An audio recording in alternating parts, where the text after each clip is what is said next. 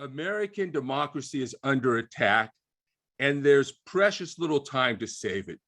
And many people still aren't focused on one of the greatest risks, and that's state houses. Corrupt politicians in state houses across the country have been experimenting with ways to undermine democracy in a cynical quest for power. David Pepper, author of Laboratories of Autocracy, joins us to talk about this ongoing threat and what we must do about it. David Pepper is a lawyer, writer, political activist, former elected official, adjunct professor, and he served as chairman of the Ohio Democratic Party between 2015 and 2021. He has engaged in numerous fights and extensive litigation over voter suppression and election laws in the Buckeye State. So now I'd like to hand the meeting over to David Pepper to talk about the assault on democracy at the state and local levels and what we have to do about that. All right, there you go, David. Thank you very much. I really appreciate it. And you know, in a way, it feels when you introduce me and what I'm going to talk about it compared to what's happening in Ukraine, it may feel small, and it sort of does even when you introduce me. At the same time, I think, as you said, as we were starting, you know, there's a battle for democracy everywhere. It looks different in different places. It's obviously truly disturbing to watch it play out in Ukraine. And I know you're going to talk about that later. And I think about it and watch it every day in horror. But the truth is, this battle for democracy is global, and it looks different in different places. And the reason I wrote the book that I'm going to talk about tonight, and I'll walk through this PowerPoint before we get to questions, is it looks different in America right now, although there's an incredibly aggressive attack on democracy happening. Too often it is covered simply through January 6th and Donald Trump. And yes, those are parts of it. But my worry, the reason I wrote this book quite quickly last year, and I'm pushing it out as much as I can, is that I think the most damaging attack on democracy is happening, as Richard said, at the state level, in state houses, in a way that most people don't notice it, without the blunt force of Ukraine, without the bizarreness and disturbing way that January 6th played out. But my worry is at the state level, that's where it's most effective, because we don't really see it. And if we don't wake up pretty soon, we're gonna see our democracy underwater without ever anyone casting, without the obvious violence or illegitimacy of January 6th, but it'll all be done through a state house strategy that is actually a lot more subtle. So with that, let me open up this PowerPoint. I'll do it quickly, go to questions, and let you talk about other topics that are top of mind. But let me start by just walking through something. I think people who have not read the book have found this to be helpful. At some point, I'll also drop in some text messages you can send to a certain number if you want to get these slides, or if you want to get an introduction to the book itself, so you can dive more. Nothing I say tonight will replace actually reading the book itself, but this is a good sort of summary. So, relevant to the big picture of what we're seeing around the world, what would we all say? What would we all say if we saw a country doing the following things: rigging its own legislative elections so that 99% of its outcomes were guaranteed, so that a minority party stayed in power, even if the majority of the people voted against that party? What would we say if that government attacked the independent operations of elections and the vote counting process, or the means by which the voters they consider the opposition voted? They just attacked how they voted. Or if they made it harder for people of the opposition to protest. We're seeing that right now in Russia, obviously. What if they attacked the independence of courts? What if they attacked the elected will of the people, expressed through referenda, expressed through constitutions? What if they changed the laws to protect themselves from being held accountable for corruption? What if they censored their own history to eliminate the parts that shed the worst light on what they had done in the past? I know you're thinking, this is something that we do see around the world. We've seen in Hungary. Obviously, Russia right now is an extreme example versus the mid-90s. And when we see this in other countries, we call it out. We've all been calling out the last couple of years what's happened in Hungary. It's falling away from democracy. Here's the problem, though. Everything I just described is happening in American state houses. Everything. not just attacks on voting rights, which get attention, or some crazy right-wing laws, but a sequence of attacks on democracy itself in all these forms is not just happening in Hungary. It's not just happening in Russia. It's happening in state house after state house in this country. And if you read the book, I go through the details. This sounds like maybe an over-exaggerated comparison. It's not. This is what's happening in state houses around the country. This is the attack on democracy that as I said when I started, it's more subtle than January 6th. It's more subtle than whatever Donald Trump says every day, or some of his goofball sort of teammates. But the truth is, this is the way in which democracy, I'm afraid, is being attacked right now, most directly, and I hate to say it, quite effectively. And that's what I want to talk about. The crisis in American democracy, to use the old Clinton saying, is it's the state house is stupid. That's the institution, at least, that's attacking it. We have a lot of people involved, but institutionally, it's the state houses that are attacking democracy. Why are they able to do this? Some of you will know all this stuff, but I want to make sure I review it, and I certainly spent a lot of time in the book on this. States and state houses turn out to be, I believe, the Achilles heel of American governance because of two factors. One, they have a whole lot of power. People don't know this for the most part, but state houses, as much as the federal government, more than local government, have a huge amount of power over so many aspects of our life, the economy, healthcare, education, energy, and climate, as well as over aspects of our politics that we all sort of fight about and debate every day. Again, climate change, a woman's right to choose, equality itself. How do we regulate if we regulate guns, et cetera.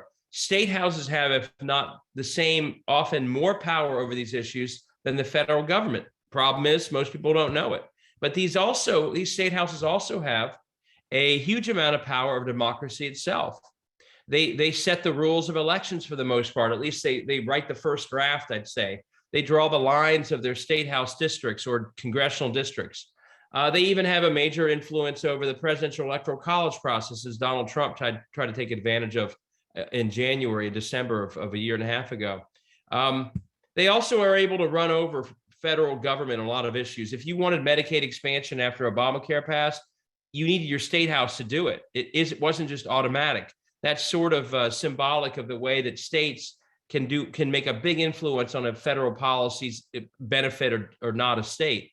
They also can run roughshod over governors, secretaries of state, attorneys general, depending on the issue. And they also can do the same over local government. So they have this huge amount of power. And you might say, well, why does that make them the Achilles heel? The Achilles heel aspect is that almost nobody knows it. Almost no one knows who these people are. Almost no one knows the power they have. They don't know what the state budget does. The elections are, and there are a lot of reasons for that. I won't go through all the details, but the elections are very low profile.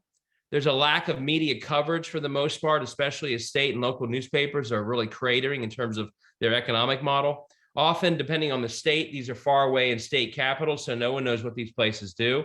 They also have short sessions. A lot of these places, to most citizens, feel like sort of part-time jobs. They don't really know what these people do. It's all sort of off the radar versus Congress or a mayor or a governor. But there's one other aspect of why they're the Achilles heel. While the average person back home doesn't know what they do, certain interests in these state capitals know exactly what they do. They're literally posted up in these state capitals, be it financial interests, business, social issue groups, the NRA or folks that are dramatically against, women's right to choose, folks and groups that want to see democracy undermine itself. Unlike the average citizen back home, they don't just know who these legislators are. They know exactly their powers, and they know exactly how their powers can help them. And they have been in these state house capitals, at least, for a long time, taking advantage of that. So you've got this combination of a serious amount of power, total anonymity, and a group of people on the inside, though, who know what these people do. And that's leading to the heart of the problem I'm going to describe. But there's one other factor that really makes this worse and has made this far worse over the last decade. That's extreme gerrymandering. In 2011, all around the country, we were all celebrating Obama's victory in 9 and 10. Karl Rove and others focused on state houses, but we were still celebrating. And they won a lot of state houses, and they won control of offices that draw the district lines. And they went to work in 2011, drawing the most extreme districts in the history of our country. Here's how extreme they were in states that you all probably now think of as sort of red or toss-up that were pretty blue not very long ago. Ohio was blue, and we were the least blue of these 4 states. But when Obama won in 2008, he turned Ohio blue by 4 or 5 points. When he got reelected in 12, he won again by about 4 points. The reason 8 and 12 are really good years to compare is because Obama won these 2 states by about the same amount of votes percentage-wise. But you can see in the intervening year where they gerrymandered what an impact that made in terms of how these states were represented. In Ohio in 2008, Obama again won by about 5. Look at the congressional map. 10 Democrat, 8 Republican. Look at the state house map. 53 Democrat, 46 Republican. When Obama turned Ohio blue, guess what? Ohio was blue at all levels. That's sort of how it's supposed to work. Same story in Michigan, Pennsylvania, Wisconsin. 4 years later, under the new gerrymandered maps where they slice and dice these districts so that they cannot lose them, they took these Democratic places and basically rigged them to be Republican, even when Obama won by almost the same amount. So Ohio's 10-8 map became 12-4 Republican Democrat. That 12-4 stayed for the entire decade. The state house that had been a Democratic majority in Ohio became a supermajority Republican state house, even though it was the same blue Ohio both times. Michigan, Pennsylvania, Wisconsin, same story. Look at the Wisconsin story. Obama wins both times, I think close to double digits. That leads to a 60-39 map in Wisconsin in the state house in 2012, completely rigged, even when the voters of Wisconsin were generally blue that year. Here's how bad it is, though, and it's worse than just that it's not reflecting the voting of the state. They figured out how to draw districts so that almost not a single person on their side in office in these state houses, and often in Congress, but especially state houses, has any sense of accountability back to the people. They don't ever worry about their elections. Look at this chart here. This are basically in Ohio, they gave themselves about 62 districts out of 99. But it's not just that they win 62, it's that they're almost guaranteed victory in all 62. These are blowouts, almost guaranteed. Look at 17 of those 62 seats, they averaged over a decade a 50-point win or more. The next level down, 21 seats, they averaged a 30-point victory or more, 65-35 or better. The next 12, 60-40. That means 50 seats or more out of 99, 50 seats over 10 years on average, averaged a 20-point victory or more. Total blowouts. And the next 12 seats are 10-point seats or more. They basically created for themselves, no exaggeration, an entire generation of people in power in these state houses with all the powers I described above, who to a person don't really worry about the next election. Remember that this generation of undemocratic office holders, I'll put it, that is the heart of the problem. Because as we're going to learn in a few slides, if there's no accountability, everything else goes off the rails awfully quickly. But there's one other slide I want to show you, just how people-proof their gerrymandering is. Look at this. This is 18, a wave year for Democrats. Huge year. We picked the House back up. Look at all 3 of these, but especially look at Wisconsin, because there's maybe no state in the country that's had it worse than Wisconsin in terms of this gerrymandering. Look how decisively the voters of Wisconsin voted for a Democrat for the state house. 9 points they went for Democrats over Republicans in the state house when you add up the votes across the state. What did that 9-point victory translate into in terms of the state house? Look at that, a 64-36 percentage breakdown in the state house of Wisconsin. A decisive majority voting Democrat becomes a decisive supermajority voting Republican. No exaggeration. That's a system that Vladimir Putin would stare at and say, wow, pretty good. Just like Trump calls him a genius, he'd look at Wisconsin and say, you're doing pretty well, guys. You're in the minority, but you would never know it.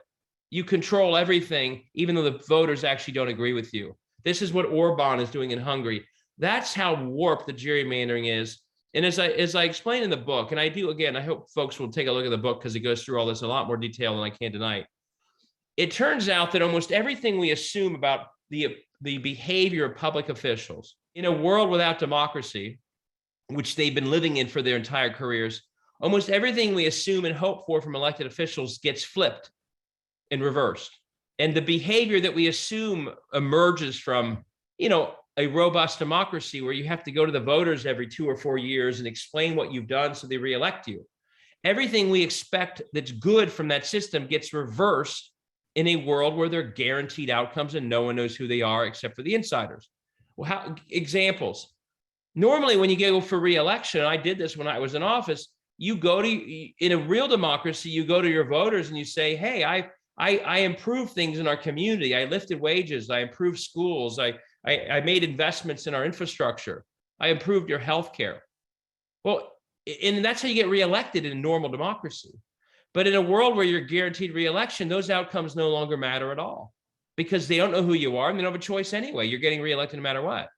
On the flip side, how do you get elected? The insiders who are watching Columbus, you want them to be happy with you because they're the ones who can get you the money to make sure you skate right through. And how does this work in the end? Those private interests generally are pushing for things that take public money and give it to them. And that's how you make them happy. So I put these two incentives together, the top two. Perfect example, I go through the book. They have given hundreds of millions of dollars in the last generation to for-profit online charter schools, private schools. Some have been total scams. The education in Ohio, the public education rankings of Ohio have plummeted over the last 15 years as they've done this. These schools have done nothing but destroy kids' education.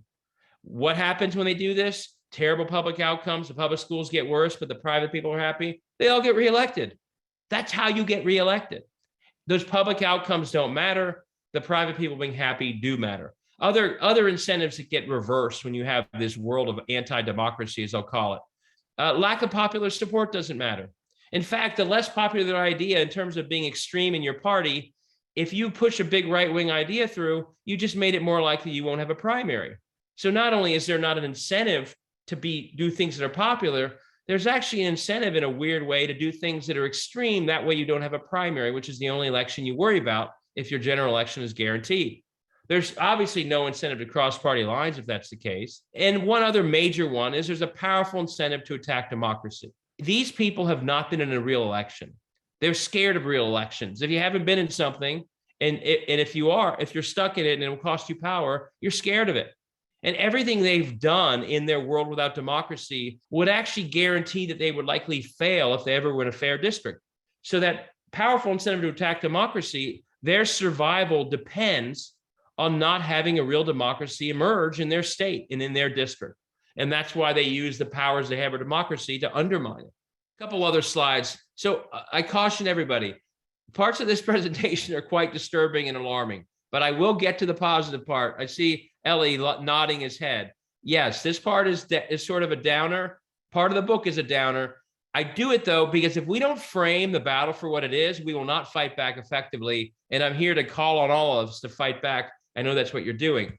So there's one other thing that I want to say though, Ellie, I'm afraid, that makes it even worse for a second before we get our marching orders of how to do better. And that is, okay, here's the problem. They're the Achilles heel. They have great power. No one knows about it. The incentives are all screwed up. As if that weren't bad enough, it's not happening each state on its own.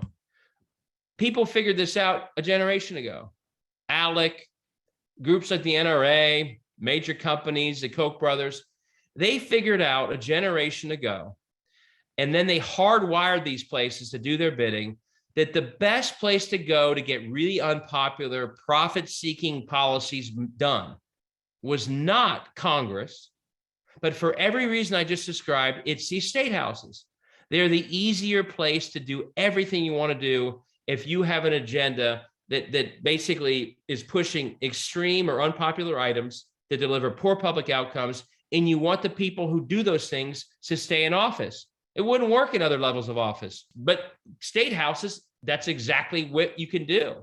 And so about a generation ago, and I go through the details in the book, and a lot of you will know about ALEC, they came up with a system where they essentially have weaponized state houses to serve a broader agenda.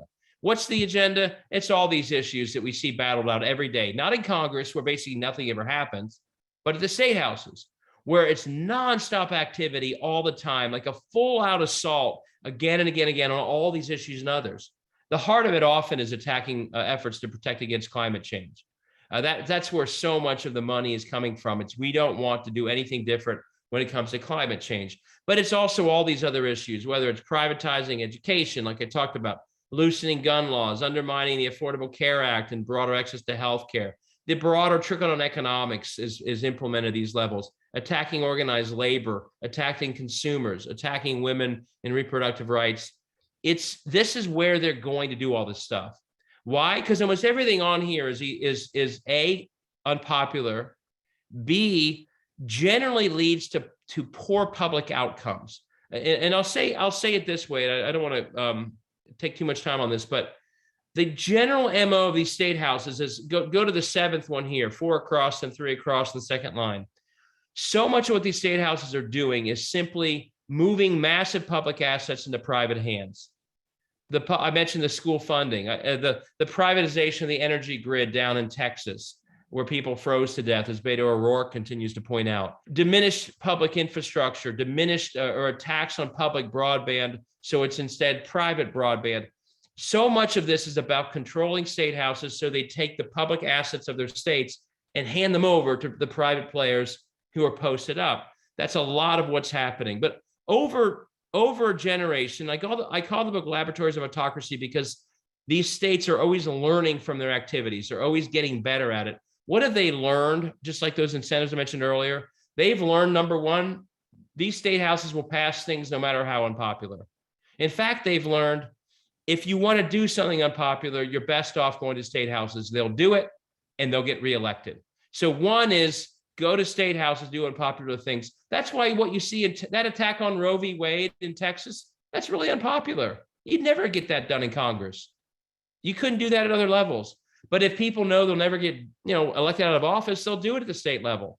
So all around the country, they have learned that they can pass really unpopular measures, and the people who pass them never worry about the next election. I go through examples of that in Ohio. They like secrecy, but mainly because the companies behind these groups don't want to be exposed for being part of them.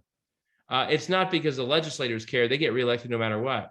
They've also learned, number 3, as I said earlier, legislators can overrun the statewide officials. Number 4 is what I call my book, the 80-20 rule. They are better off throwing 100 things forward at once. The media in these states is so short-handed. The advocacy groups are so up to their eyeballs in this stuff. The more you throw forward, the more gets through and no one knows it. Maybe 1 or 2 really controversial things create a headline or a protest rally outside the state house come budget time. But while everyone's focused on that issue, 10 other issues that never even got in that newspaper story pass. We see that over and over and over again. And what's worse is because there's no accountability, they could do the thing that didn't pass the next year or the year after that. Or number 5, one other thing, these states are always learning from one another. So every single thing that passes in 4, other states, the next cycle will then pass it where they are. And if something got negative attention, so it failed, well, they're correct for it. And rewrite it, or let's say it gets struck down by court, they'll fix that, and all of a sudden they pass in other states. So this 4 and 5 work together. Throw as much forward as you can. Some of it gets attention. So what? If it fails, you still got 80% of the other things you wanted done. And number 5 is all these states are always learning from each other's successes and failures. And that's why it really is always accelerating. It's not simply a static thing. The more they do, the more they learn, they keep building. And that's why you're seeing what you're seeing right now. That's the next slide. But before I get to that, number 6, what they have learned, that's a very sobering thing for everybody who believes in politics. They have learned that politicians do not matter. They have learned that the politicians and the systems without democracy all behave the same way, on their side at least. If someone's term limited, if someone resigns in scandal, if someone runs for Congress, the next person up behaves the exact same way that they did. It doesn't really matter who the speaker was. They're all doing the same thing. We've seen this in Ohio again and again and again. What matters a lot more, and this is why the attacks on democracy matter, is this line at the bottom. Lack of democracy matters more than anything else. As long as the incentives are the screwed up incentives I mentioned earlier, all the politicians who are in these state houses are basically operating the same way, and it doesn't change. So they don't sit around like we do and wait for some exciting Obama-style charismatic candidate. They don't care about that. If they keep the incentives in place that all these politicians respond to in the same way, they get what they want. They don't care if the person is the most boring person in the world. They don't care if they don't can't put a speech together. That doesn't matter. If they're in the office in a gerrymandered district, they will do what the system's incentives predict they will do. And that's why it's really important to them, as much as anything else I just mentioned, to continue to hold democracy at bay in these states. Obama's coalition was a huge threat to them. So they, after 11, they immediately started trying to undermine that coalition in Ohio and other states. The coalition that led to those blue numbers I went through earlier, they didn't want that at any level, not just Obama, but State House, Congress. So they've been purging and using voter ID to make that coalition as weak as possible. They've attacked organized labor.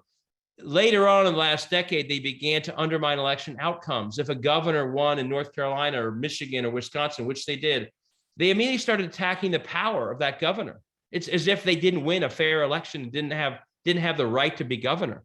They even started late in the decade ignoring citizen-led initiatives. Florida passed a measure that changed the rules in Florida so that people with a felony record could vote again.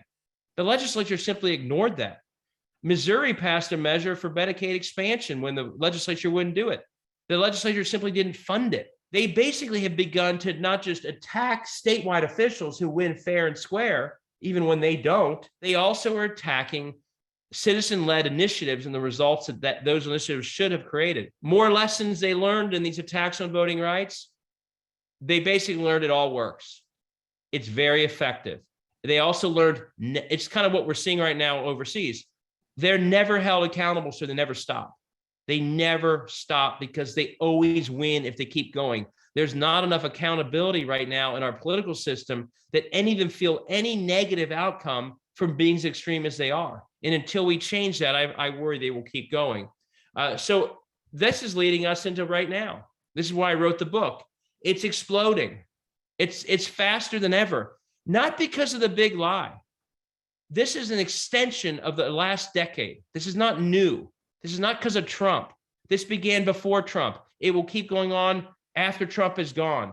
It is a longer attack on democracy that's accelerating because they keep getting sort of more aggressive. They keep learning, and they control enough state houses they can just keep going, and they never have accountability. So it's starting to branch into other types. It's not just the voting rights attacks. It's not just gerrymandering, number 1 and 2. It's attacking elections officials. It's trying to change the way that we run elections.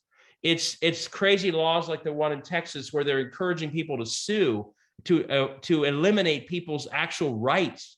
They are legislating the big lie. That's not the cause of this. It's just one other symptom of how bad it's getting. When you see government officials literally legislate the big lie, that is getting into sort of 1984 type governing. That's where we are. And of course, censoring history, talk about a red flag. When you see Putin talk about, in false ways, Ukraine's history, you see the danger of government censoring history, and they're doing it right here in America. So this is sort of this isn't the beginning, but this is the extension, and it's accelerating quickly. So I'll get to the good stuff in a second, but I just want to close the most of the negative here with this fundamental comparison. And this is sort of maybe the most important slide of the whole presentation. We really essentially have two sides in America's battle over democracy. But the two sides are basically in a very different struggle, in a very different battle, because they see the battle differently.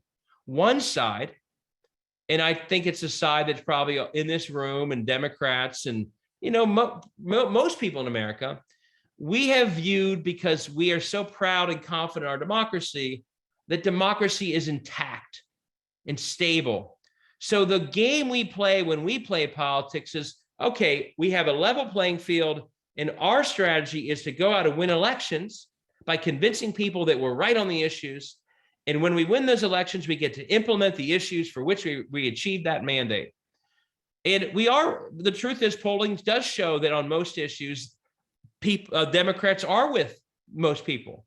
Almost every issue in politics, we're with the majority. So we're confident, as we should be, if we have a fair election, we're going to win, and then we can get all these great things done. And we have decided the most efficient way to do all that is federal elections, because if we win the presidency, the Senate, and the House, we can get all that stuff done. And that quickly means that we focus on federal swing states and swing districts, and we get really excited in federal election years.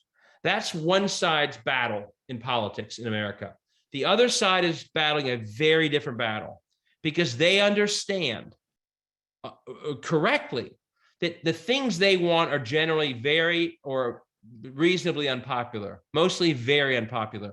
Trickle-down economics, getting rid of Roe v. Wade, crazy gun laws, doing nothing about climate change, no health care for people. These are really unpopular ideas. And they realize that.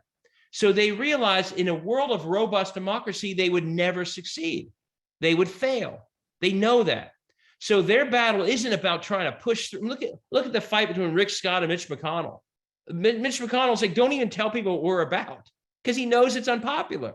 Their battle is not about their ideas winning elections. Their battle is about subverting democracy, because only with a subverted democracy can their worldview be put into place on a long-term basis. It's not sustainable in a robust democracy. Almost everything they're pushing for is too unpopular. But once they've made that their battle, guess what? They have a very different strategy. And their strategy is go to states, go to state houses. For all the reasons I presented above, that's where you control democracy. That's where you shape it. That's where you can undermine it. And by the way, in all those state houses, you can get done all the things I described on the issues they care about. So while one side is fighting a federal battle in swing states and federal years, the other side is battling in every state, every single year to grab democracy itself. Now, I ask you, if you think about the battle that way, who's going to win? The side that's always on offense in every state versus a side who every couple of years focuses on a few swing states. It's pretty bleak, isn't it? And until we rethink our strategy to understand that that's what they're doing, we will not succeed. And so the end of my book, and I'll talk through the basics here, but not too much. The end of my book is all about reframing our battle to see it as a battle for democracy itself. Until we do that, we're playing a losing game. We're letting them be on offense. We're letting them undermine democracy, and we're not fighting back nearly hard enough when it comes to democracy itself. Just a couple examples of that. Once you think of this as a battle for democracy itself, then the Senate and the House have to step up right away and pass the voting rights measures that would protect democracy. I mean, it's insanity that the Senate isn't acting. And I really, obviously the Republicans aren't going to act. They're part of the other side. But to have any Democrat today say they can't pass voting rights legislation because of the filibuster, I tweeted this earlier, would be like Zelensky saying, I can't protect Ukraine until some of Putin's allies give me a thumbs up to do it. That's ridiculous. It's absurd. It's not even constitutional when you look at the history of our country.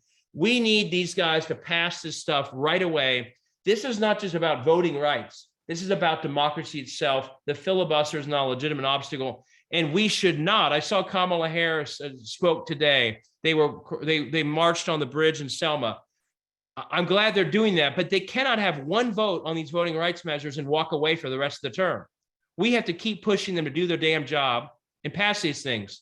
And the filibuster is not an obstacle. We have to turn up the noise because we need their protection. In the history of this country is if there are state level attacks on democracy and the federal government does nothing, those attacks could very well succeed. So first, the federal government's got to step up. But then what else do we all do while they're doing that or while we're waiting for that? We can't just sit around and yell at them and that be it.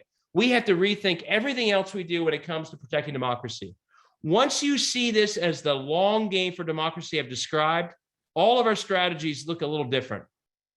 One, you have to start to see the battle as about democracy itself, but about a long game. The way that John Lewis did or women's suffragists, where you have strategies that are about the long game, not just the next cycle and that's it. You judge your success on the long game, not just how you did each cycle. My best example of this is Stacey Abrams. If she had judged her success in Georgia each federal cycle, she would have quit 10 years ago. But she knew the battle turned Georgia blue, and to change that state was a long game of registering people, of fighting in court, you name it, of her running for governor, inspiring people. And over 10 years, she did it. We all have to view the battle for democracy that way.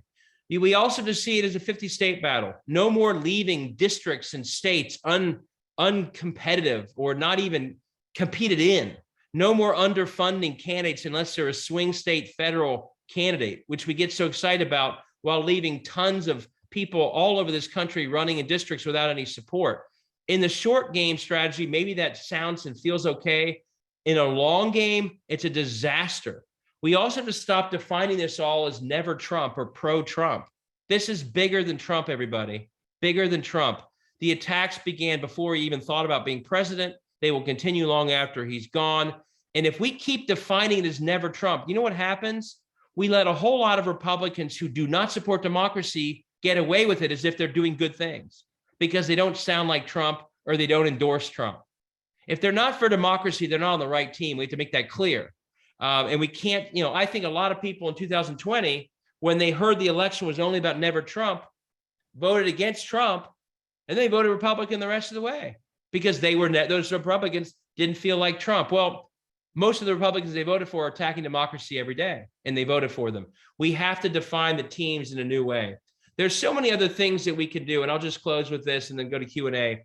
Every one of us can play a much bigger role than we believe we can play in fighting for democracy. And this is, if you can't be inspired by Ukrainians stepping up to protect their democracy, I don't know what would inspire you. I certainly am inspired. And it should make us all think about, there are people in Ukraine, making camouflage, making Molotov cocktails, you name it. We all have things that we know how to do here that are a lot easier than that we're not doing when it comes to protecting democracy. We all have footprints and circles of influence that we could be using to lift democracy, not just through groups and meetings like this, but through what we do every single day. And I'll give an example. Are you on the board of a homeless shelter? Do you volunteer at a homeless shelter or food bank? Is your homeless shelter registering every single person who shows up or every person who goes to that food bank? Or let's say you're the mayor of a town. Is that mayor putting every part of his public facing services to work for democracy? Registering everyone who comes to the health clinic or rec center, or making sure they know how to vote early. Every institution that we are part of, we need to figure out how do we make that a democracy serving institution. That's the only way I think we're going to get the kind of scale of a fight that counters the relentless fight against democracy we're seeing from the other side. There's all sorts of examples I put in my book of this, but I think we all have to lean in a lot harder about how that's why I wrote my book. It was one way I thought I could help. What can we all do every single day, not as a separate standalone thing, but as part of, if you run a restaurant, Sherrod Brown, for example, convinced McDonald's in Ohio when he was Secretary of State to have the voter registration form as part of the menu on every single McDonald's tray. Do you run a restaurant? You could do something like that. Do you know a friend who runs a restaurant? If there's a restaurant that does that, do you go and eat there and tell people to go there to help lift them, et cetera, et cetera, et cetera? There's so much we can all do. And I'll just close by saying, and I won't read the whole quote, but this is what John Lewis talked about when he said freedom is not a state, it's an act. There's so much more we all can do and must do at this moment. Democracy is under attack. With that, I'll stop talking. We'll love to take your questions, comments, and I'll type in some numbers here so you can get the slides yourself and an introduction to the book. Thanks, everybody.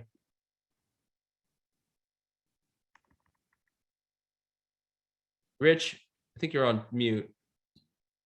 Let's give him some love, okay, everybody? Yeah, bravo.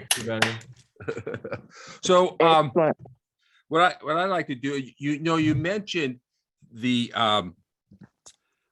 democracy itself, and I've always sort of felt that for some reason people weren't fighting for democracy. Maybe they're doing election protection work, or they didn't, and a lot of people actually argue they didn't believe in democracy.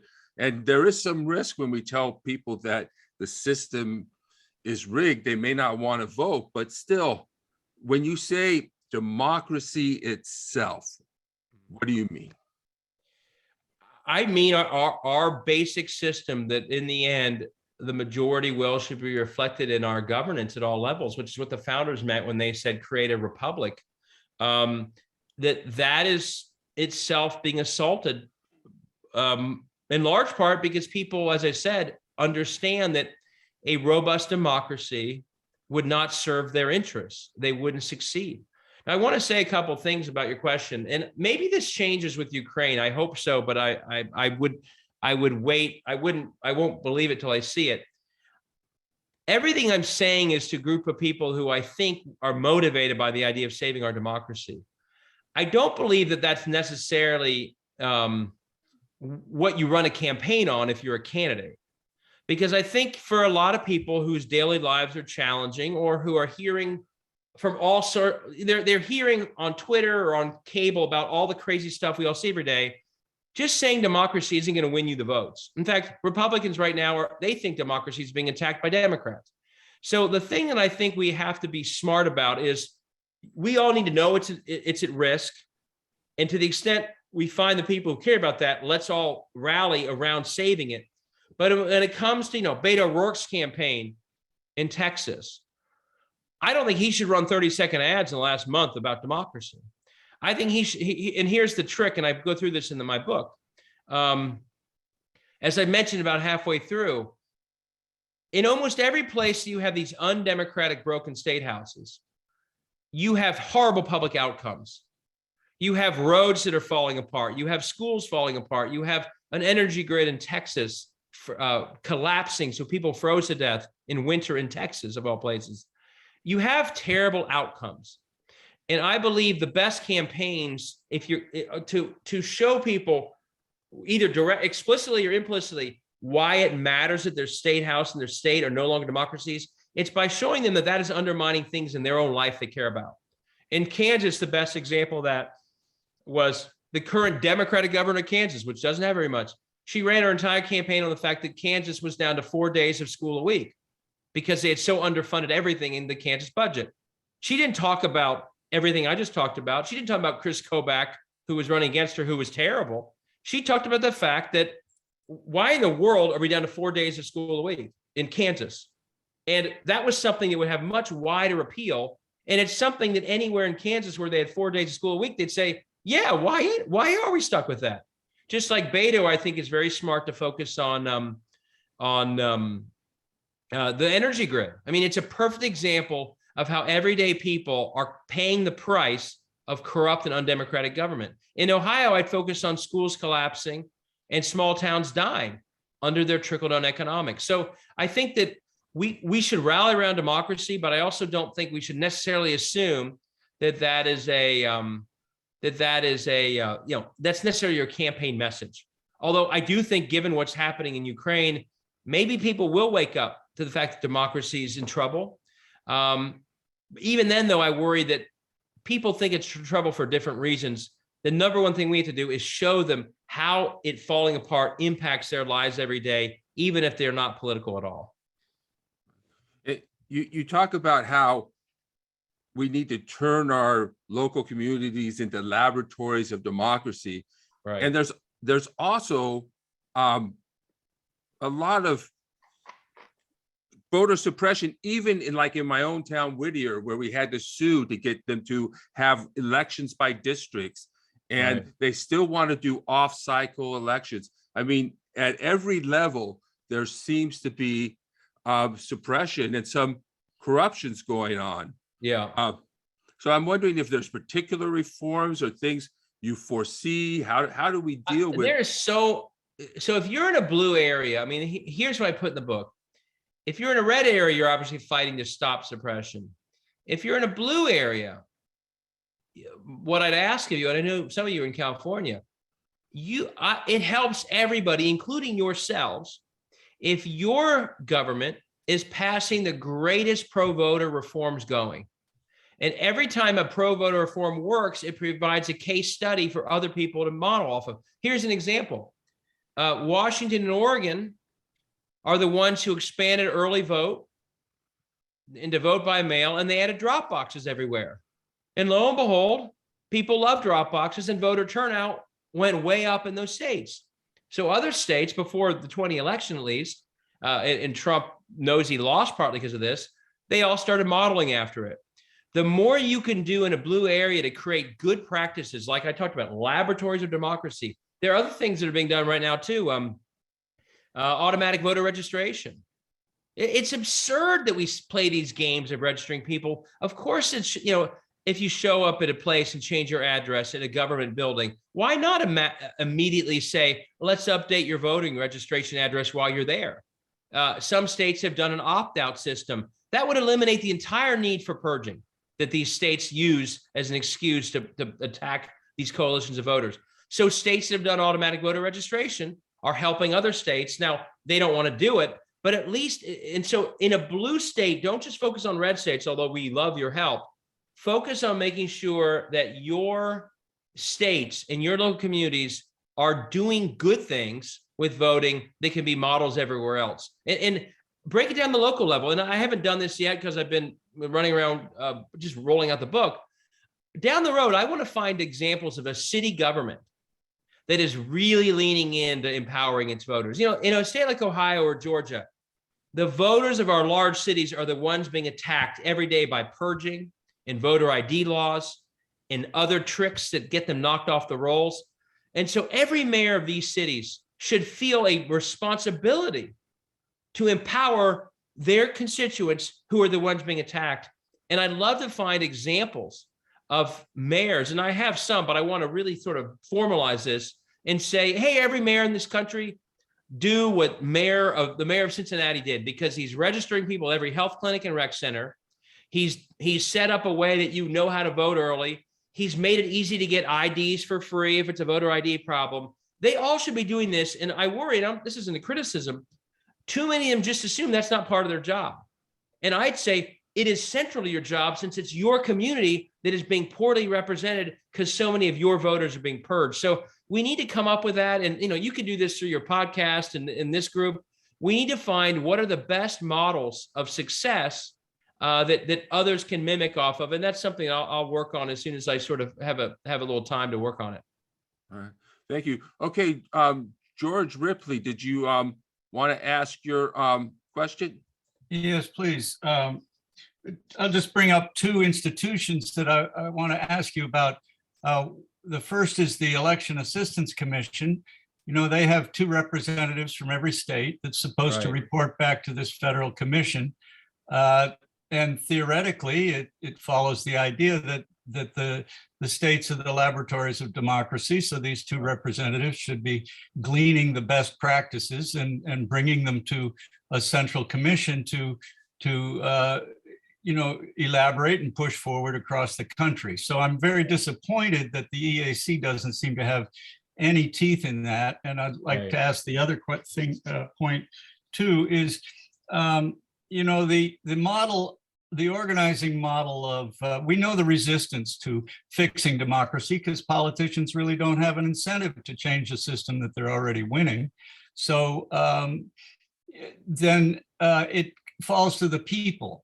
The labor union model, the labor unions got political power when they created a united front around behind the Federation, the AFL, the American Federation of Labor. There's a new organization, or relatively new, it's about 5 years old, called the Declaration for American Democracy. And it seems to me that they're really trying to follow that model of creating the united front. And they've got 250 members of major national organizations. And I thought any insights you might have on them would be interesting. Yeah, no, I mean, there are groups that are, in your first one, I agree. I don't want to criticize. My guess is that EAC is working with the secretaries of state that are interested in being productive and does pass that stuff around. But if, my hope is that as they pass voting rights legislation, that they really beef that up. The problem, though, is that, again, that entire institution assumes that the Secretary of State and legislatures of these states actually want to help voters. And for the reasons I described, in many states, they just don't. Or at least they don't want to help the voters that they think would vote against them, which in Ohio means making it a lot harder for millions of people to vote. Some are better at hiding that than others, but that's the problem, is that EAC is almost assuming that's not the case, at least in a lot of these states. But I think that we need to come up with other ways to share these best practices. And we also have to think about how can we get, as I said earlier, below the official Secretary of State and boards of elections who are looking at those best practices. I know those officials in Ohio, they're trying to do that. But we need to say to every school board member, every library board member, every city council member, you too can lift democracy.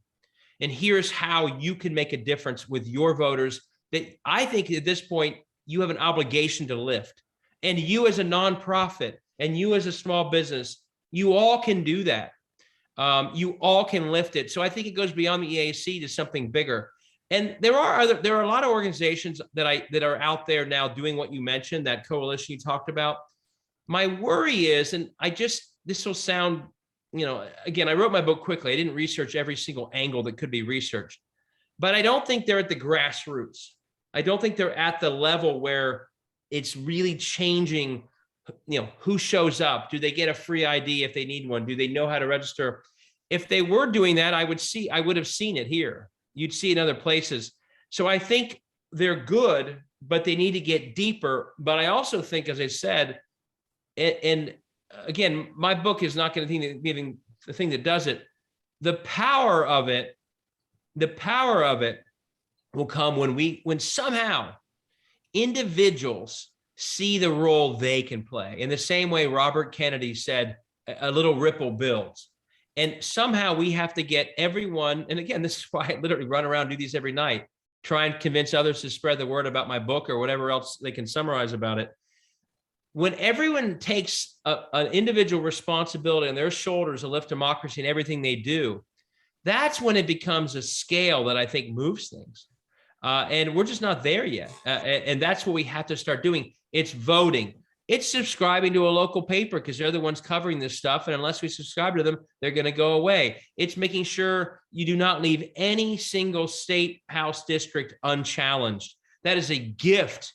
That is a gift to these gerrymandered state houses when 20 districts out of 99 don't even have a challenger. I mean, it's literally, couldn't be worse for the long game. I go through all those steps in my book, but we just need to have individual people take some ownership. And then obviously those institutions matter as well. But right now, to your point, whether it's EAC or some of the broader ones, there's some people doing good work. Most of them, I think, have a federal focus. And my worry is that's part of the problem. Yeah. That the Koch brothers know the democracy of our country is shaped in states. And most of the people who are fighting for it are off in DC and not back in these states. I mean, I literally beg reporters to come to states and cover the absurd gerrymandering process that's happening. It's very hard to convince them to cover any of it. I had one nice person, a producer, say, "We're really interested in this state story. We'll come back when it's closer to the midterms." I said, they're gerrymandering it now. The midterms are being decided right now in some of these states. Coming for the midterms is too late. But it's really hard to get the attention of all these folks on where democracy is shaped. And again, that's a gift to the Koch brothers. They love and they know that there's no attention in states. They love that everything's about January 6th and Marjorie Taylor Greene and not the hundreds that are just like them in states. So we have to figure out how to get those kinds of organizations and the media to focus on state level stuff as much as federal. Thanks for your great question. I hope you're encouraged to think that the movement for electoral reform is growing by leaps and bounds in the last several years. I agree. And by the way, I'm all about other types of reforms too. So the only reason that we have a chance of ending gerrymandering in Ohio, and it's a fight right now if you're watching this, is because we push for reforms through constitutional amendments. Our legislators wouldn't have done anything, but we gathered signatures for 2 different constitutional amendments, and and they each passed with more than 70% of the vote. So I think going right to the people on a lot of these issues is the better strategy, because most of the things that we're talking about, if framed the right way, can be quite popular. So yeah, I'm all about sort of grassroots. And Michigan has an independent commission for redistricting. Why? Totally independent groups put that together, and it also passed decisively. So I think we should be pushing these reforms at the grassroots level. And I think again and again, some will lose. I've seen them lose here, but it's the best way to break up the monopoly that these legislatures have. All right. Let's see, Susan, you ready? You want to unmute yourself? Yeah, I have 2 questions. One was about newspapers, local newspapers. Yeah, that's the biggest difficulty in the United States. They've been taken over by this mass media, and the mass media don't have individual reporters anymore. that report on local news. So like I live in Redlands, California, and we lost, along with Orange County and Long Beach, our neighborhood newspaper. This conglomerate bought it, LA News Group. So, and they're very right-winged. So we have our own, though. We kind of have some smart people in town. They created their own newspaper that actually, does go into, issues.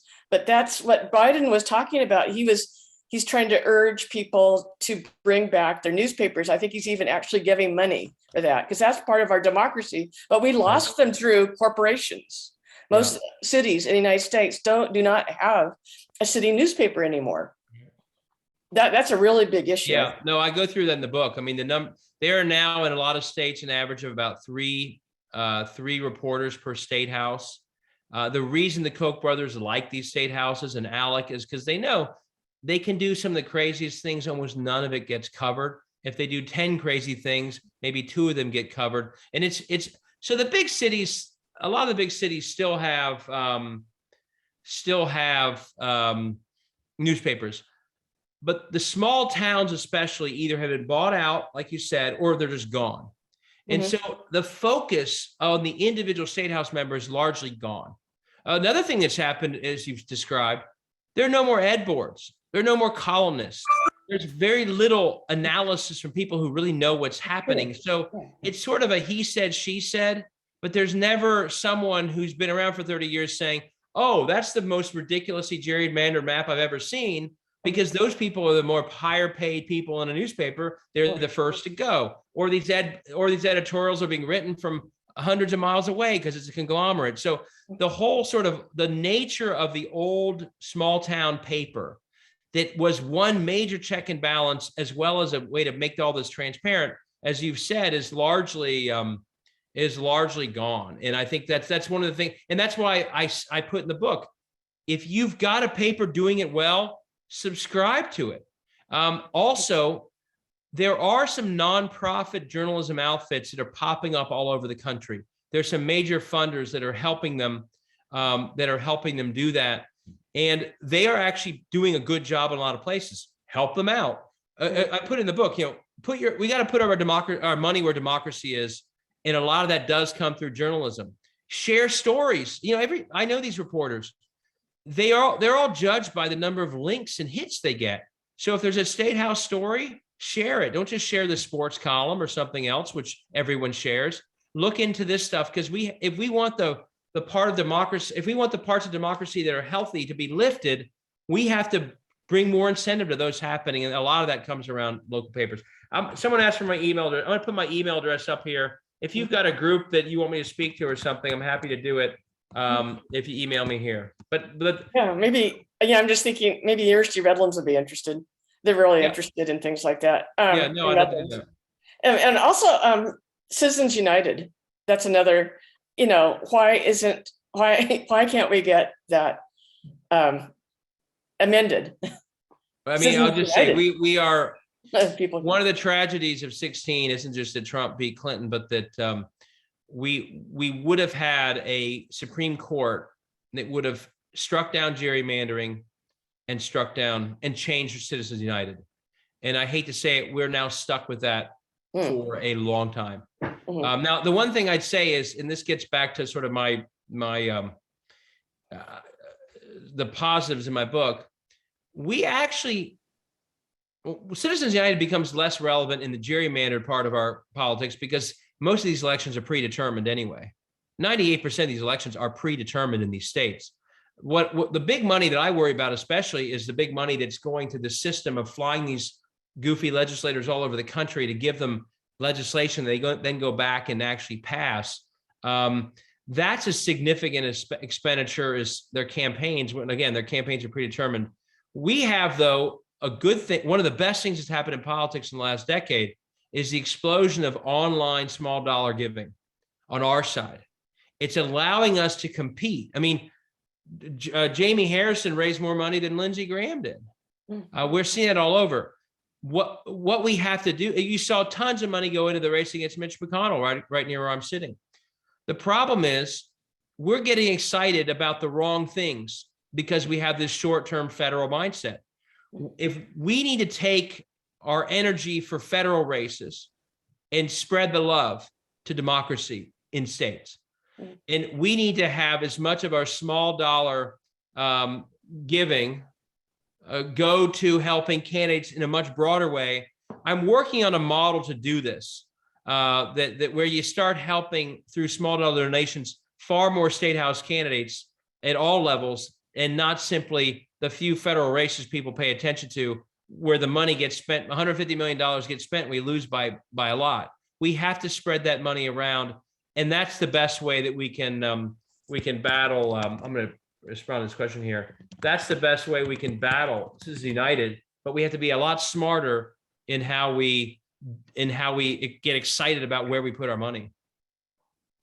Thank you. Thanks. Other questions? Yeah, any other questions out there? Just raise your hand. Okay, hold on a second. Okay, Jeffrey, go ahead.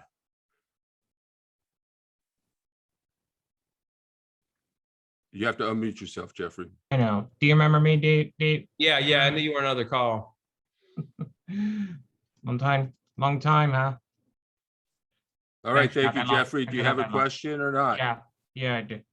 Yeah, I do. But I'm right now working on what actually more of a, not more of a question, but more of a suggestion or whatever you call it. Okay, But be I'm brief. I'm working on ways to protect our democracy, even asking the people what can we do, what can we do to protect our democracy? And I found some answers that I could show you when we have our personal one-on-one meeting. Okay. All right, great. Thank you, Jeffrey. Okay, we'll set that up, Jeffrey. Thank you. Okay, Karen, come on in. Thank you. I've heard you before on Network Nova, and it's always inspiring. I'm from Virginia, where we sadly thought we were going to hold on to the Democrats. Thank goodness we have still a Democratic firewall in the Senate, so they didn't change our. Oops. I'm sorry, Karen. I'm sorry. You got muted, Karen. I'm sorry.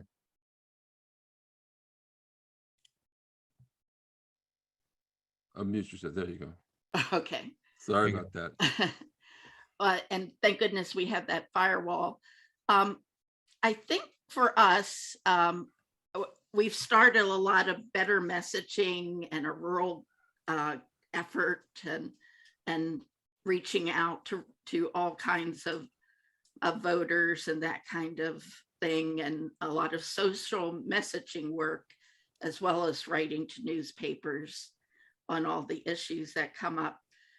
But it's like off elections, Democrats don't come out.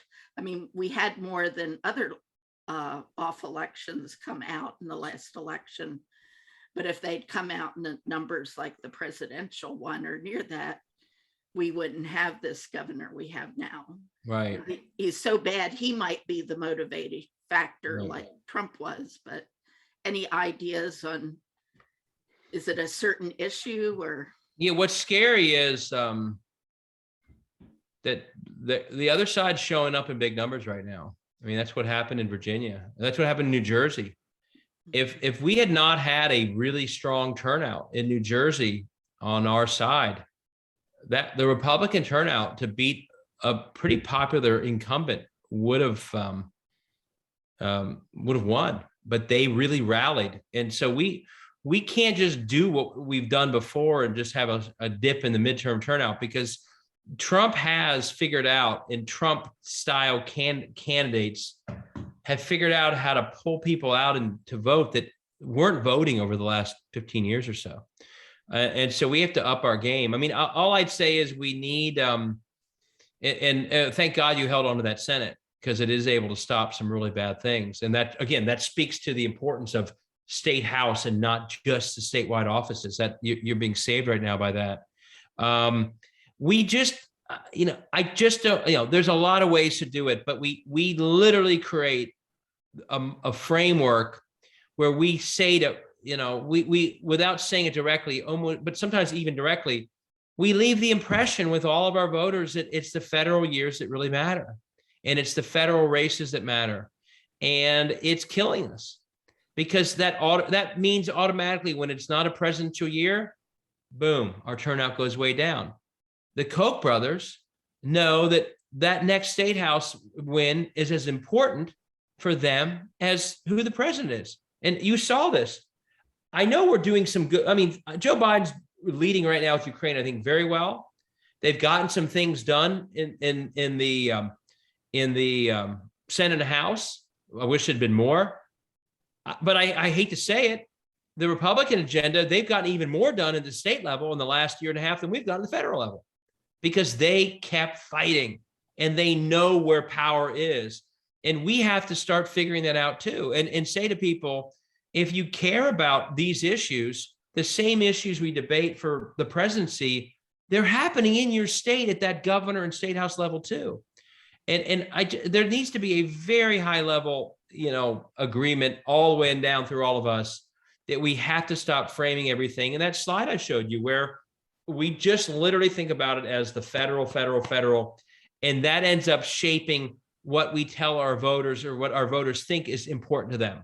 So if you have a once in a lifetime incredible candidate like Obama on the ballot, look what happens. We show up everywhere, we win everything. But we wait for that moment to get excited, as opposed to thinking, my God, all of our lives and democracy itself are on the ballot in the federal midterm, and not only in the states it might get us a Senate win. And we, I don't want to, and my main thrust on this is, I think it comes back to a lot of the everyday issues that affect people. And if you're in a rural part of Virginia, I think this is even more true. We have to figure out how to translate our deep conservative democracy into the everyday issues that people care about everywhere. Like, they want a good school system, they need accessible health care, their town is dying. Frankly, Trump and even what's his name, Youngkin campaigned on giving more money to schools, didn't he? He got that. But he's not. No, he's not. But he campaigned on it. He understood that a Republican governor winning in Virginia needed to sound like he was good with schools. And he pushed, I think he said, I'll invest more in public schools than anyone in the history of Virginia. And that was smart. Now he's not doing it, and he only has one term, so they can't even hold him accountable. But I think we need to not only be sort of at the high level debate over democracy, which could work for some people, and in certain moments can work everywhere. But I think we have to get into, how do these issues affect everyday lives? I mean, I think one reason, for example, we won in 2018 with Pelosi winning the majority was it was a big referendum on healthcare. And people thought it was a healthcare election. Well, once it was about healthcare, we were going to win. And we got to figure out how to, in Michigan, it was fix the damn roads. Well, once you made it about roads and it really became a referendum on that, well, then you're going to win. You gotta break it down to how it affects everyday people, especially in the parts of these states that we're not doing as well, because they'd love to get us into the national debates about all the divisive issues, or the ones they try and make divisive. If I was running in a small town, Ohio, my attitude, I'd walk down the main street and be like, why has your town been left looking like this from 30 years of Republican rule in Columbus? It's unacceptable. And don't change the subject, because this is unacceptable. And I think we have to figure out how to do that. And a lot of our state candidates that were running in red areas did better than the top of the district who did that. So Totally. Yeah. And one of the things that I'm very passionate about is we have to get someone running. And I see this question, run for something. That's the last question on here. I love run for something. We need people running in every district. And as you just said, we need people who are locally known and respected running. And then we need to have them have enough money so they can actually say something. And if we throw all the money to beat Mitch McConnell, and there's none at all for all those rural candidates, of course we're going to do badly in rural America. We're not even trying. And so one thing, and I'm going to put this up here, if people are interested in this, there's a model in Missouri where they figured out a way to get people to give small dollar donations to an organization that then gives it to every single candidate running for the State House of Missouri. So each of them has enough money to actually have mailers, maybe digital ads, other things, to actually carry that message, as you just said, to finish above where the state level candidate even finishes, because they're known. I want to expand that model to other states. I want to bring it to Ohio, because we can't simply focus. Of course, we need to focus on the swing districts. But if 40 of the districts literally have no candidate at all, or one that's so underfunded they might as well not be running, we're killing ourselves. We're not even basically existing in those places. And that's got to end if we're going to have any chance of doing well in tough states. Maybe you don't need that in some states, but you're not going to win Ohio or Virginia or Pennsylvania over time, let alone winning back states like Missouri. No, I mean text. Oh, what did I put? Yeah, that's what I put. Text the words every district to the number. To the number 33777. Thank you, Jeffrey. Yeah, I'll say it again. So I want to try and You're come up with welcome. a way to get enough excitement about helping everybody as we get to beat Mitch McConnell in a race that Mitch McConnell's not going to lose. And I worry until we do that, we're just not really fighting. We're not really, we're not almost a national party if we're not doing that. And if every state house matters for democracy, we're giving up too many by not doing that. All right. Thank you. Thanks. All right. David Somborn, you go ahead and unmute. Yes, thank you. I put a comment in the chat, but I want to ask David in particular, are you aware of a really fantastic investigative reporting online newspaper in Orange County, California called The Voice of OC? I'm not, but it sounds like I should be. Exactly. And you can, if you just text Voice of OC, or I think you can do it by I'll look text, it up. and you can submit.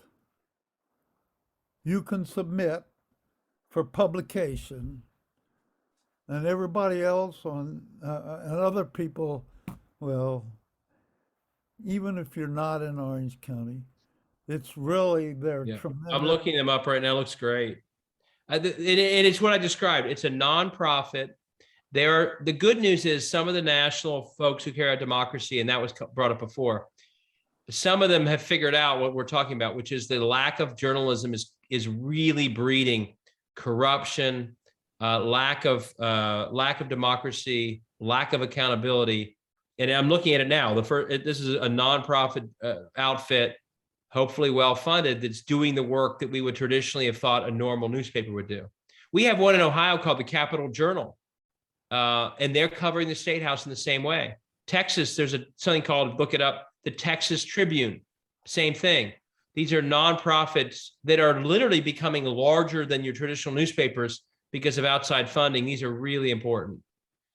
Let me just, they, in fact, this newspaper where they have an excellent staff, including young people, interns, they do not take a penny from anything other than individual donations. Great.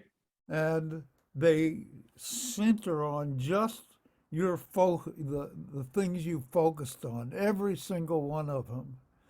And it's really related to how whatever the issue is, federal, state, local, how it impacts locally. Mm-hmm. Really, I hope you get in touch with them. Great. Thank you. I'll check them out. I appreciate that, David. Thank you, David. Another question. Okay. Marlene? Marlene, yes. Hi, Rich. Hi. I'm going to play devil's advocate. Okay, sorry. That's Sorry, fine. David.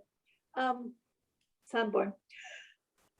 Voice of OC is fabulous, but it's the usual suspects of the community, the more progressive or those that are maybe somewhat independent and all that, but educated or involved in it. And it's not, doesn't reach the general public.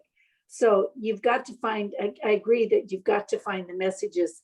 You need the kitchen table issues. That's Right. the only way we're going to change this, because too many of those wonderful, wonderful venues don't reach where they need to reach. Well, let me just jump in. I can't speak to that organization, but Well, there the are a lot ones- of them like that. right. But it's here's the, but fabulous. I'll give it a, I'll play a little devil's advocate on what you said. If they have good reporters in investigative journalism, some of these places are scooping scandals that then get picked up by everybody else. So I don't know Yes, if they're they doing do. that there, but in Ohio, the Capital Journal, it's got some young whippersnapper reporters who are aggressive. And, you know, investigative journalists are often the ones who are the higher paid, so they get cut first from the big papers. So the average person in Ohio could not tell you who the Capital Journal is. But when these papers, when they dig up really big stories, the other papers and TV stations pick them up too. So if they have an investigative arm that's doing a good job, they often can, I don't want to overspeak for one group, but if they've got sort of that investigative transparent side, they often can push the other news organizations to cover something they otherwise will not have invested in covering. So hopefully that's happening there as well. I don't know. Absolutely. That's what they're basically known for. They're fabulous at that. Yeah. But then I do agree with you. That still does not mean that the average person, I mean, if all you do is run a campaign, now maybe this works sometimes. If all you do is run a campaign of going corruption, corruption, corruption, or democracy, democracy, democracy, I'm afraid you are not going to win that campaign, because the average voter now understandably thinks everyone's corrupt. They think all sides are corrupt. And at some point, the ones really not paying attention can't figure out who really is the biggest threat to democracy. And that's why, as you said, and sort of agreeing with what I said, you got to translate into things that matter for people in their lives. And Right. you've got to be credible about it. But like Beto O'Rourke, he's doing exactly what I'm saying. He's focused on people freezing to death, and he's focused on how the governor allowed that to happen. Now, that's coming out of corruption. We know that. That's coming out of energy companies that want to control the grid, and they privatized it. He knows the details. I don't know them. But he is translating to something that the everyday Texan would think, yeah, my God, how could that have happened in Texas? What's happening to our state? Just like in Ohio or Kansas, they should be asking, why is the great state of Ohio allowing its schools to implode right in front of us? I think that's how we get to the everyday folks that can't figure out who's right on some of these other debates. Okay, thank you, Totally Marlene. agree. Thank Okay. you. gonna mute. Thank you. So we're coming to the end here. I know you were mentioned, David. You want to come in and make your comment, or we're running low on time a little bit. David, Go ahead. hold on. David Sonberg. Yeah, his hand's still up. Yeah. Did you have anything? You're muted, David. Yes. Okay, I wasn't, well, I'll talk to Marlene afterwards. I'm not in Okay. Okay, great. I'm not in agreement with her comments, and I would add that these reporters go out to speak to groups that are most underrepresented. They're not just, I think you were trying to claim that they don't reach out to the people that they need to reach to. Oh, Not they true. do. They're wonderful, because the editor is Hispanic. Yes, absolutely. It's just that it's going to take the door knocking and other ways to do it. And you also have to, they don't concentrate on the kitchen table. That's not their purpose. And that's the thing that we also need to have very definitely. Yeah. But let me just say one thing. There's a real important role for that exposure, because the politicians, I mean, I always think about it this way. What is their perfect scenario? The politicians doing the things I described. It's that no one covers it at all. So any exposure is better than none. Obviously, though, translating it to the everyday folks in late in an election is a different task. Right. But you're they're a lucky. I'll just say that watchdog organization. a lot of places would be jealous to have any kind of investigative. I mean, the investigative, it takes money, it takes experienced reporters, it takes energy to dig deep. These politicians, I mean, I've been up close to this stuff. They are used to saying one answer, no, and then the reporter walks away and doesn't ask the tough. I mean, we see it every week on Meet the Press. They don't ask the follow-up question. They don't dig deeper. So it takes an extra level to get it. So if you've got that in place, you're very lucky. We need it everywhere. They've gotten very good at just lying their way through scandals, and it takes a deeper investigative arm to get to the bottom of this stuff. Okay. I totally agree. And they reach the independent suburbanites, those with the education level. Absolutely. I also just wanted to bring up to you, David, and I'm sure you're aware of them, in Wisconsin. We have some excellent sources there Good. in Wisconsin. National organization centered in Wisconsin, very well known, the Progressive. Right. Do you correspond with them? I know the Democrats of Wisconsin pretty well. They're I don't know all the groups there, but I know they have a very good, I mean, first of all, Wisconsin's got one of the worst legislatures attacking democracy. It's horrific, but Wisconsin has got more people on the pro-democracy side fighting, and they got some very good people, but it's a fight. I mean, I feel terrible for what's happening there. I mean, if anyone's watching the details in Wisconsin, what they're trying to do with their elections processes is awful. And this is a state that's generally a pretty democratic state, but they're tearing away at it every year. Well, I just want to say the Progressive is one also located. I don't disagree. There is the Nation, and there's also the local in Madison, the Cap Times, and they're very, very, very active with their reporting. Good. On the people versus the elected. Right. I don't know them as well, but I'll check that out. Yeah. Okay. Thank you, David. Thank you. Thank you.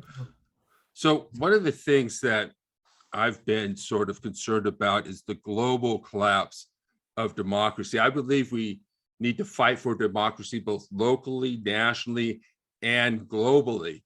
And one of the things is that the Economist Democracy Index has downgraded the United States from a full democracy to a flawed democracy after 2020.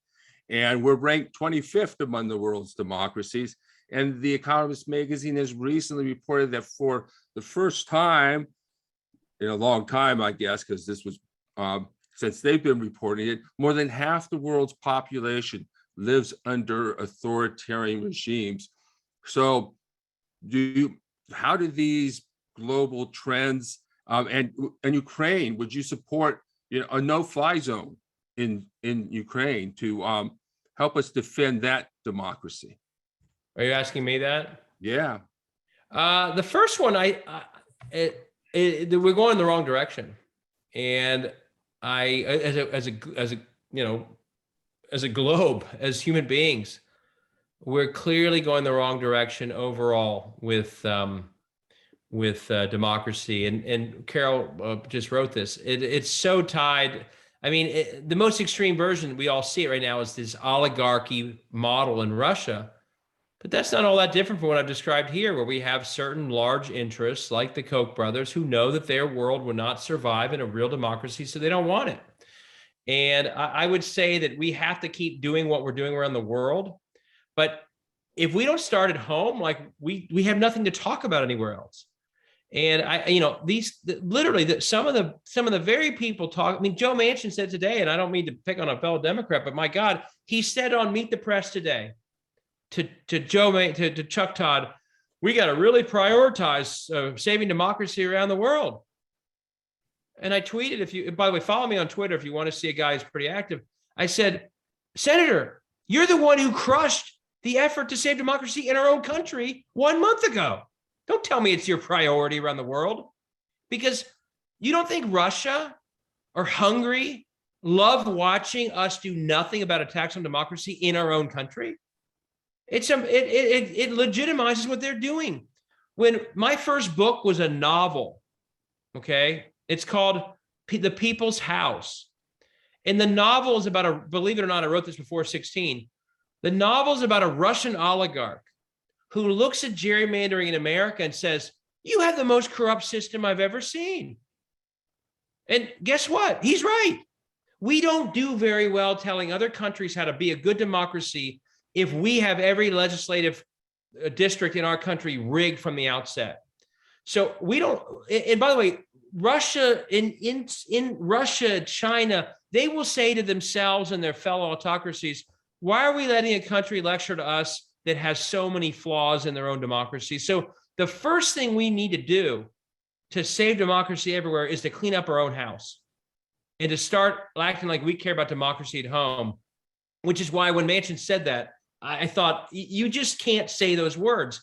You cannot hold out that we are a model for anything if you are allowing people to be stuck in line for hours, not getting water, if our turnout rates are below most of these countries because of all sorts of reasons, if most elections are predetermined by clear rigging of elections through gerrymandering. So we have to perfect it here. And then I do think we need to be more aggressive at protecting it elsewhere. I don't want to claim to be a foreign affair. I mean, I did, by the way, in the strangest part of my life, I did work in Russia for the first 3 years out of college. And not to name drop, but I actually met with Putin numerous times.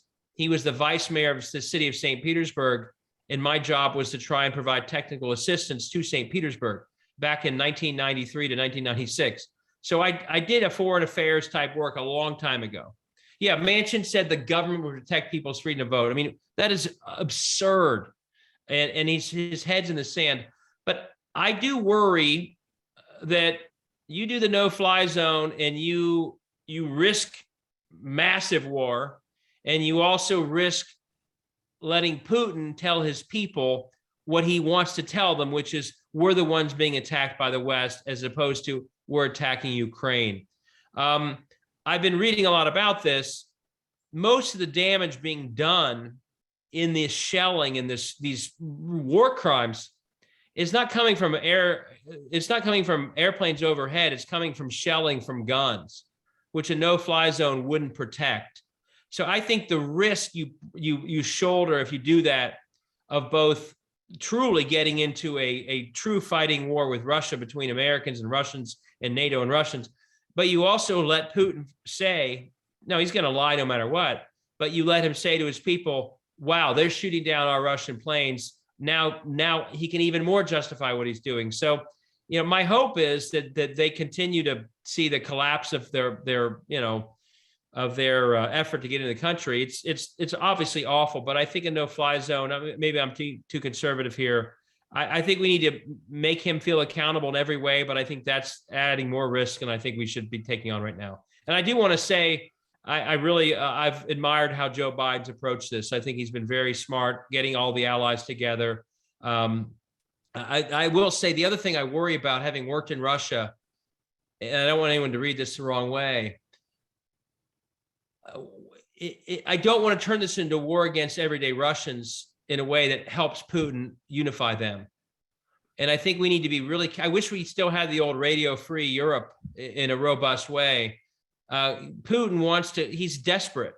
And there's a risk that he loses his own people. You're seeing these protests. And I think we have to be really careful not to have them. Russians are proud of their country. I mean, I have friends who are Russian.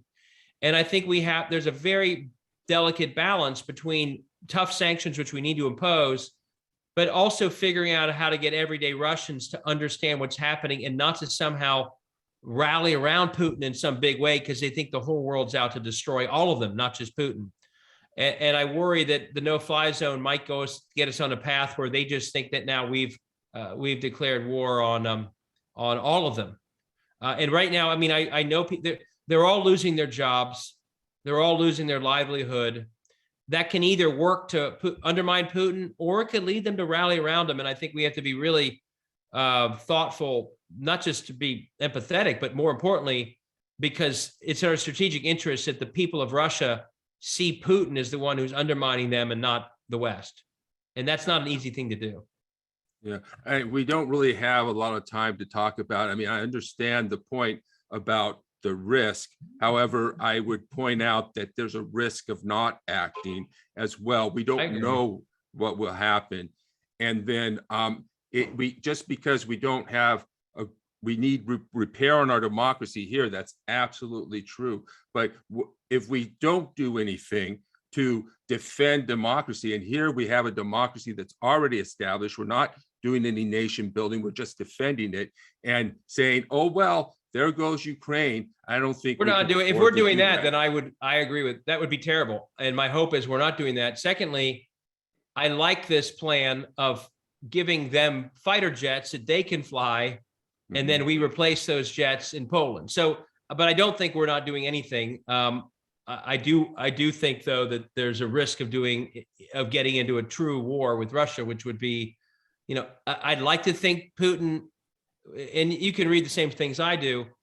So far, everything seems pretty damn irrational to me. And watching someone this irrational, I don't want to roll the dice that all of a sudden he's going to find a moment of rationality when we give him an excuse to go further. So, you know, these are, you and I, none of us are in the position to deal with it. I think it's certainly a fair debate, but I just, yeah. I think taking that extra step might empower someone that we don't really want to empower right now to go further. Yeah, I wouldn't want to do anything more than we have to, but at the Right. same time, I wouldn't want to use this threat of fear or this idea that we don't have a democracy, fully functioning democracy here, to operate as a reason not to defend democracy elsewhere. And let me say bigger picture. There is a lesson here, regardless of how that's settled. And I couldn't agree more. We have been bullied around the world and in this country by those who don't want democracy. And they never face accountability, ever. That's why these state houses keep going. That's why Trump keeps going. And we have to stop getting bullied. And I think your response right now is Putin is bullying. The problem is he has a nuclear weapon to bully with, but most others don't. And we need to, you know, if they don't bring charges against Donald Trump, I will be appalled. He does it because he's never held accountable. These state houses do it because they're never held accountable. And we have to stop letting these people do what they're doing without accountability. And that's why we should be running in every district and be aggressive about it. And that's why if someone crosses the line to illegality, whether it be Trump or some state official, we need to go right after that and stop letting them just keep going. And Putin is sort of the case study that if you let someone be a bully for 20 years, then in that 20th year, he's still going. And I think that that's the same lesson could be learned. These state houses will keep going and going and going until somebody says, no, no more. You broke the law. You districted unconstitutionally. You did this. We're running against you. We're going to throw everything we've got at you in a campaign. Enough, enough, enough. We have to stand up. And 20 years of not being tough enough is why we're where we are. On all this stuff, on Trump too. All right, thank you, David. I see you, Marlene, if you want to come in. Yes, one question. Okay. Do you think Putin will go through Belarus and then on to try to go through Lithuania to get to Leningrad. Leningrad. Yeah, Kaliningrad. I mean, on the Baltic. What's happening so far, I think, is so painful. And by the way, I saw the little post. It's wonderful that Anonymous is running footage on Russian TV. I love seeing that they were doing that. My hope is this has been such a bad offensive. I mean, it's horrible for Ukraine, but I think I don't know if they're telling Putin, but this has clearly been a disaster for Putin. And my hope is if he had that kind of aim originally to just keep going. And I think if Ukraine had been a cakewalk and no one had really rallied and Biden had united all these people to do these sanctions, like I said, no accountability means people just keep going and keep going and keep going. That's what we're learning. We've learned it again and again. So hopefully, this has already been challenging enough that he wouldn't. But no, if I were the State Department, if I were NATO, I'd be planning for that next move right now, because so far he's done everything people hoped he wouldn't do, and he just keeps doing it. I mean, think about 3-4 months ago, the talk was, oh, is this just a ruse to get something? Is he going to just peel off a little bit of the eastern part of Ukraine? He's going for the whole country. So he's never really shied from doing the most extreme thing, the thing that we don't expect. And so, yeah, I think that should be something that is being planned for and looked out for. I mean, plan for the best. I mean, hope for the best, but plan for the worst. And if we end up in that situation, would he feel more emboldened to threaten with nuclear weapons, whether it's NATO or not? And how would we respond? Yeah, How would NATO respond? Would there still would be the same issue? I mean, I think if he starts attacking NATO countries, I mean, you're in a true war, and which is scary. I mean, you're in a true NATO versus Russia war, which is scary as can be. It's very disturbing, and one side of us says, well, why don't the Russian people rally and get rid of him? And that's a fair thing to talk. Why can't they revolt against him? And at the same time, look at the behavior for 4 years when Trump was president here. He brought us dangerously close to all sorts of scenarios, and all the Republicans went along with it. So the scary thing about nations is powerful people, even in our own country, are able to convince other people who may know better to not do anything to stop them. And if it was hard for Lindsey Graham and Rob Portman to stand up to Donald Trump when he wasn't threatening them with death or whatever, it is, I couldn't admire more. And these St. Petersburg citizens, I mean, if you knew what they went through in World War II and the siege of Leningrad, I mean, they've been through hell that we don't even know. And they're still doing it, going out there, getting arrested. But standing up, put it this way, standing up to Putin in a mass way is a lot harder than standing up to Trump. And we saw people all around this country fall on their face because they're afraid to stand up to Donald Trump. So I hope that the Russians stand up and say, you're not going to do this. He is destroying 30 years of economic progress they've had since the early 1990s. He is destroying it. And my hope is that Russians do rally and say, we know this is you and not NATO. But when you look at how much we struggle to deal with Trump, yeah, a 4-year crime spree, think of that 10 times harder to deal with Putin when he's got the government locked down and violent in the way that he does. It's a very scary time. Okay. Thank you, Marlene. I just want to get to Selena because she hasn't asked the question yet. Okay. So go ahead and unmute yourself, Selena. Wait, you unmuted me. Oh, is that you, Jeffrey? Yeah. We'll get to you next, okay? All right. And then I'll jump up after these two. Okay. Okay, can you hear me? Yeah. Yes. So my question is this, I have always had a problem with the lack of accountability when we see something that's wrong in politics. And I guess my question is the big fear of the lack of accountability because the repercussions that come with calling people who are not held accountable out, or people doing illegal things or things like that. Is that the big one, the repercussions that come with it? Or am I missing something else? No, I don't think it's the repercussions. They don't care about being called out. If you go back to that slide I showed you, they are in positions that they can never lose, even if everybody calls them out.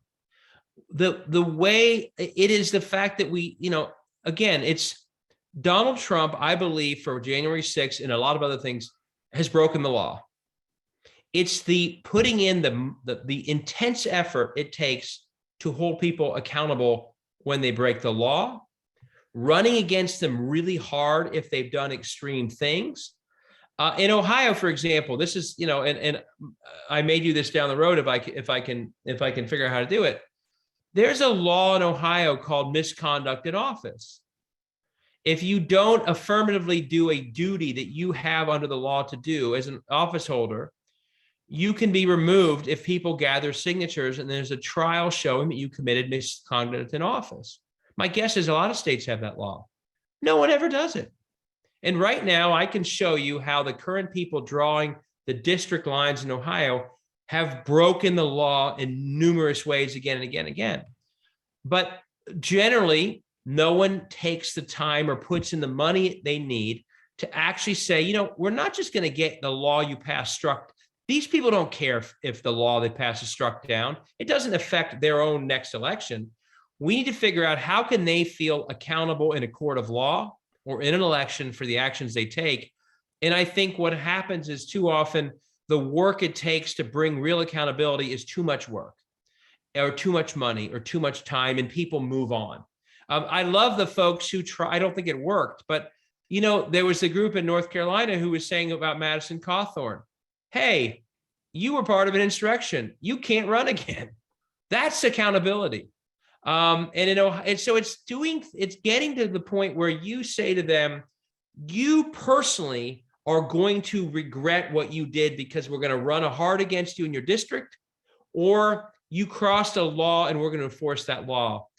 Donald Trump has spent his whole life never having these laws enforced against him. So he keeps doing it. Whether it's New York State or Georgia. I mean, by the way, if I believe that Louis DeJoy broke multiple state laws around this country because it's a violation of state law to interfere with the delivery of ballots by mail. Well, that's what they were doing when they slowed down the mail.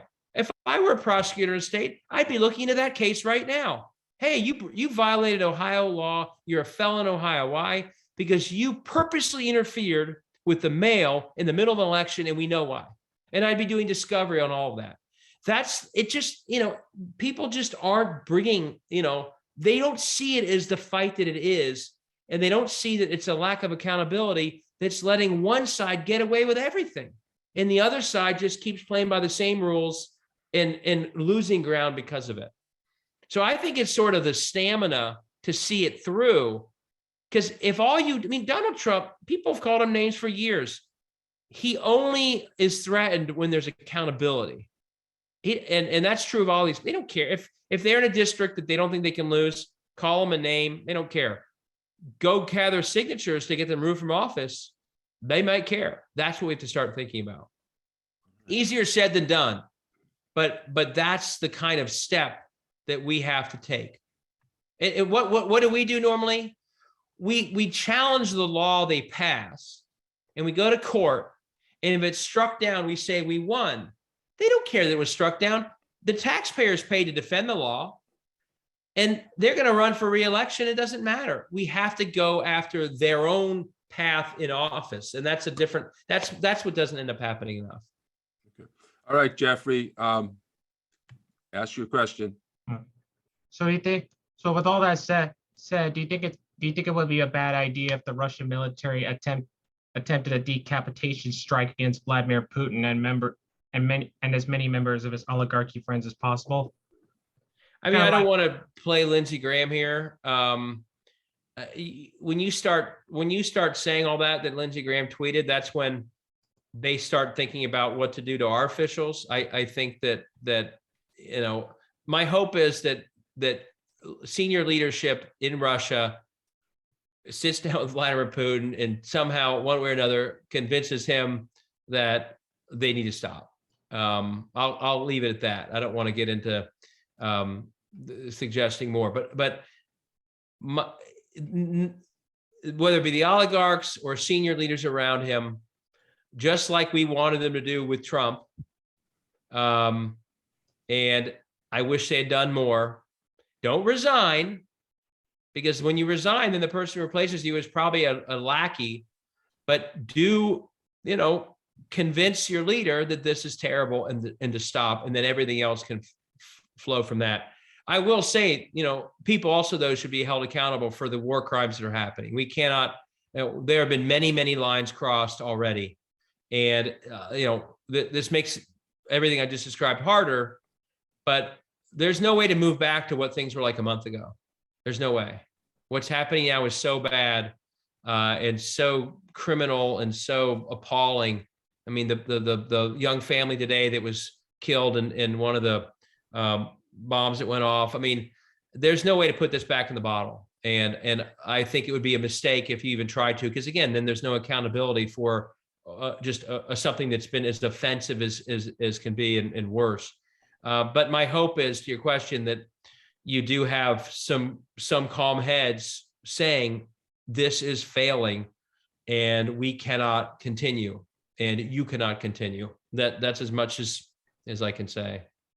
All right, so I want to go over some actions really quick with you, so hang on. But first, let's show David Pepper some love for being here. Thanks, and everybody. answering Really enjoyed all the your conversation. questions. With all that that you said, I think you should have ran for president. Thank you, Jeffrey. I appreciate that. All right. Thanks, Thank you. everybody. Have a Can't good wait night. for- Thanks for all you're doing. Stay in touch. See you And- Friday. Okay, take care, everybody. Bye-bye. Yep, we'll be in touch. Okay. See you Friday. So couple things. I put some links in the chat. So one, we're looking at organizing at the state level. So whatever state you're at, we want you to start organizing. We're doing a election heroes day of action with a number of groups. That's going to be on April 12th, I believe. And I put a link both to register to do a host an event, to attend an event, and also I put in a link there to attend the meeting that's coming up on Thursday for partners in that group. So let's see. And then also there's the Democratic National Committee Mobilize page. You can all put events on there. So when you do your event, make sure you'll have it on the event page, and then you'll also, and you can do other events. You don't have to do that event. You can do other events. And I put a link in the chat on there. Next month's program, we're having Dom Jones. She's a minister and community activist who works across political lines with businesses to help the homeless and youth and to provide their services in Huntington Beach. So she's going to address a number of questions about unity across political lines, the effects of race, and other questions. So look out for that next month. And let's see. And if you do your event, feel free to use our Truth and Democracy name. If you call your senators, demand voting rights, call your representatives, demand, if you think a no-fly zone is what needs to happen, let them know that. And of course, there's a lot of opportunities out there to volunteer for candidates as the election is coming up.